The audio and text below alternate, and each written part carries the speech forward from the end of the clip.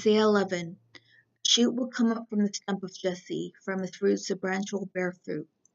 The Spirit of the Lord will rest on him, the Spirit of wisdom and of understanding, the Spirit of counsel and of power, the Spirit of knowledge and of the fear of the Lord. And he will delight in the fear of the Lord. He will not judge by what he sees with his eyes, or decide by what he hears with his ears. But with righteousness he will judge the needy. With justice he will give decisions for the poor of the earth. He will strike the earth with the rod of his mouth. With the breath of his lips he will slay the wicked. Righteousness will be his belt, and faithfulness the sash around his waist. The wolf will live with the lamb, the leopard will lie down with the goat, the calf and the lion and the yearling together, and the little child will lead them. The cow will feed with the bear, their young will lie down together, and the lion will eat straw like ox. The infant will play near the hole of the cobra, and the young child put his hand into the viper's nest. They will neither harm nor destroy on all my holy mountain, for the earth will be full of the knowledge of the Lord, as the waters cover the sea.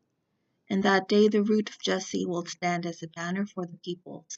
The nations will rally to him, and his place of rest will be glorious. In that day the Lord will reach out his hand a second time to reclaim the remnant that is left of his people from Assyria, from Lower Egypt, from Upper Egypt, from Cush, from Elam, from Babylonia, from Hamath, and from the islands of the sea. He will raise a banner for the nations and gather the exiles of Israel.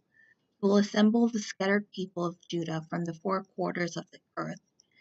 Ephraim's jealousy will vanish, and Judah's enemies will be cut off. Ephraim will not be jealous of Judah, nor Judah hostile toward Ephraim. They will swoop down on the slopes of Philistia to the west. Together they will plunder the people to the east. They will lay hands on Edom and Moab, and the Ammonites will be subject to them. The Lord will dry up the gulf of the Egyptian sea. With a scorching wind he will sweep his hand over the Euphrates River. He will break it up into 7 streams, so that men can cross over in sandals. There will be a highway for the remnant of his people that is left from Assyria, as there was for Israel when they came up from Egypt.